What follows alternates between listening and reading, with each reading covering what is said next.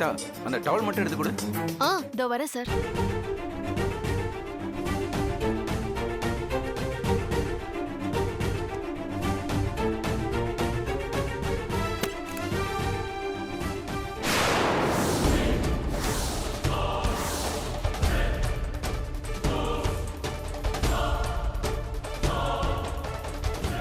ஏய், நீ எல்லாம் படிச்சவ தானே? உனக்கு ஒரு தடவை சொன்னா புரியாது? அப்பவே என் பெட்ரூமுக்கு வராதன்னு சொன்னேன்ல. அத்து மீறி என் பெட்ரூம்குள்ள நுழைஞ்சதே தப்பு. இதுல அநாகரிகமா டவல் வேற எடுத்து கொடுக்குறியா? போ வெளியில. இல்லக்கா, சார் டவல மறந்துட்டாரு. எடுத்து தாங்கன்னு குரல் கொடுத்தாரு. நீங்க இல்ல, அதான். நான் இல்ல. சரி, என் மாமியார் இருக்காங்கல்ல, அவங்க கிட்ட விஷயத்த சொல்ல வேண்டியதானே? அதுக்குள்ள உனக்கு என்ன அவசரம்? இதெல்லாம் என்னக்கா தப்பு? இது ஒரு மனைவியோட கடமை. வரவ போறவெல்லாம் பண்ணக்கூடாது. முதல்ல இங்க இருந்து கிளம்பு.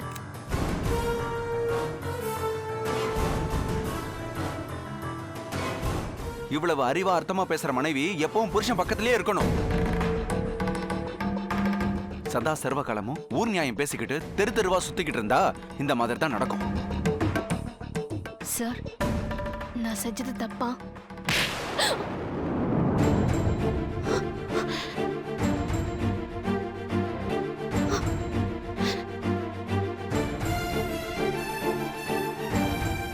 அவர்கிட்ட என்ன கேக்குறது? நான் சொல்றேன், நீ செஞ்சது தப்பு. இத அவங்க தான் செய்யணும், அவங்க செய்யக்கூடாதுன்னு எல்லாத்துக்கும் ஒரு வரமுறை இருக்கு. உனக்கு தெரியலன்னா அதை செய்யாத. போடி வெளியில. இனிமே கௌரி அம்மா சொல்லாம இந்த ரூம்குள்ள நீ வரக்கூடாது. போ. என்ன பாக்குற? போடி. அம்மா, அவளை விவரம் தெரியாம வளர்த்தது ஏன் தப்புதாம்மா. அவ தெரியாம செஞ்சாலும் தப்புதான். என்ன மன்னிச்சிருங்க.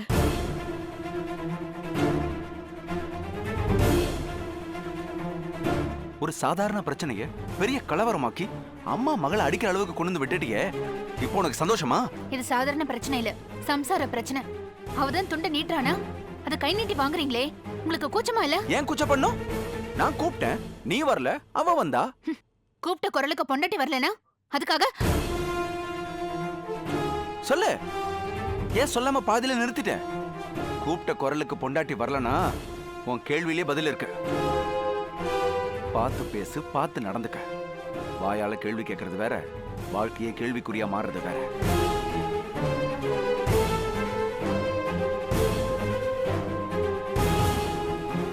என்னமா நீ?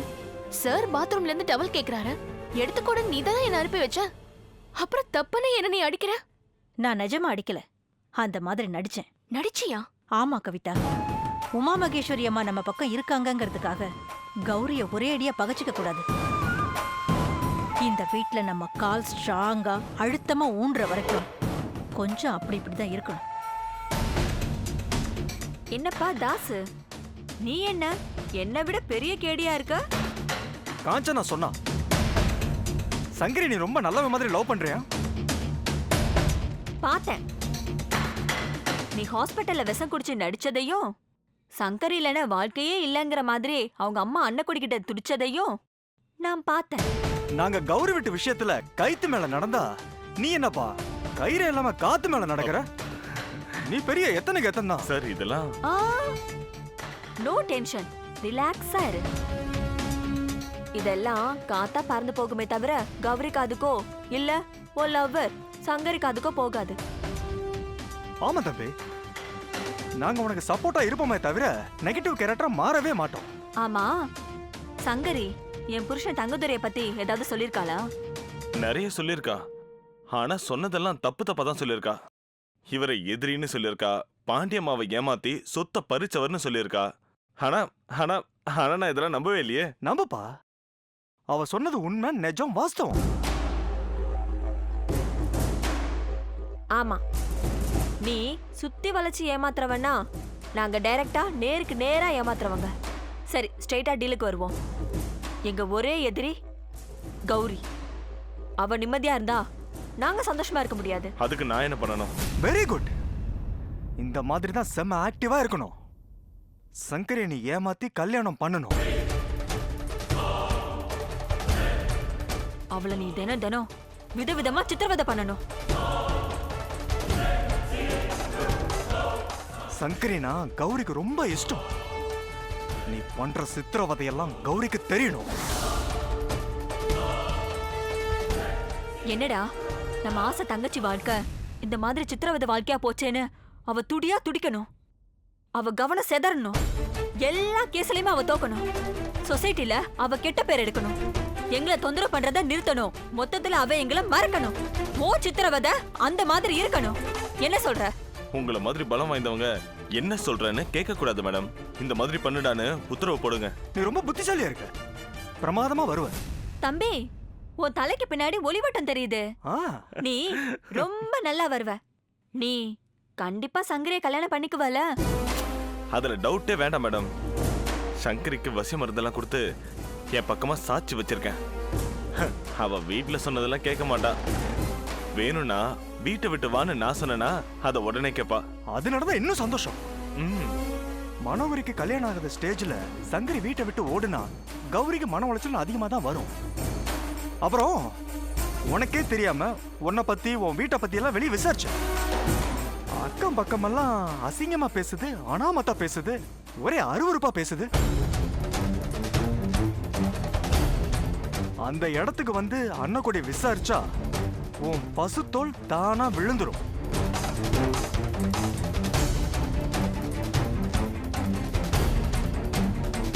அதனால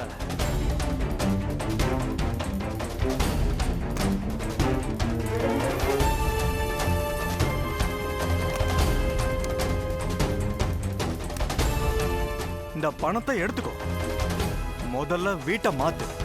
உன் கெட்டப்ப, உங்க அம்மா உங்க அக்கா கெட்டப்ப எல்லாத்தையும் மாத்து.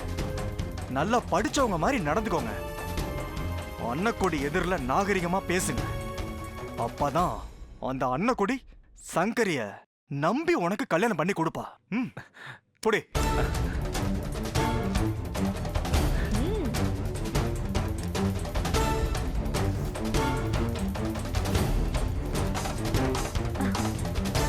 தாஸ், பணத்தை உற்சாகமா எடுத்ததெல்லாம் பெருசு இல்ல. நான் சொன்னதெல்லாம் பெர்ஃபெக்ட்டா நடக்கணும். ம். கௌரி எங்க வாழ்க்கையில குறுக்க வரக்கூடாதுன்னு தான் உன்னை எங்க கூட்டணியில சேர்க்கிறோம், நம்புறோம். தம்பி, எங்க நம்பிக்கை கெட்டுச்சு, அப்புறம் காஞ்சனா ரொம்ப கெட்டவளா மாறிடுவா. டென்ஷனே வேண்டாம் மேடம். ரிலாக்ஸ்டா இருங்க. நான் சும்மாவே ஏமாத்துறவன். இதுல அதுக்காக பணத்தையும் வாங்கியிருக்கேன். சத்தியமா சங்கரி வாழ்க்கைய தப்பான பாதையில திருப்பி விடுவேன். சங்கரி வாழ்க்கை கேள்விக்குறியா மாறும். இதனால கௌரி வாழ்க்கையும் கேள்விக்குறியா மாறும். காஞ்சனா ரொம்ப தப்பா கணக்கு போட்டு என்ன அவளோட கூட்டு சேர்த்திருக்கா. தங்கதுரை காஞ்சனா இவங்க 2 பேருமே நான் உங்க கைக்கு கிடைச்சதா நினைக்கிறாங்க. உண்மை அது இல்லம்மா. தங்கதுரை காஞ்சனா அவங்க 2 பேருமே என் கைக்கு வகையா கிடைச்சிருக்காங்க. தங்கதுரையை பத்தி நான் ஏற்கனவே சொன்னதுதான். பாண்டியம்மாவை ஏமாத்தி அவங்க சொத்தை பட்ட நாம சாத்தினவன். அந்த காஞ்சனா அவனை விட பெரிய கிரிமினல். கோர்ட்ல பொய் சாட்சி சொல்லி அவனை காப்பாத்தி கழுத்துல தாலிய வாங்கினவ. ஒரே கல்லுல 2 மாங்காய் மாதிரி நான் இந்த 2 பேருமே ஏமாத்த போறேன். எதுக்குடா தேவையில்லாம அவங்கள ஏமாத்தணும்? அவங்க பணம் அது இதுன்னு உதவி தானே பண்றாங்க. யாருக்கு வேணும் அந்த சுண்டக்கா பணம்? எனக்கு பாண்டியம்மாவோட சொத்து மொத்தமும் வேணும்.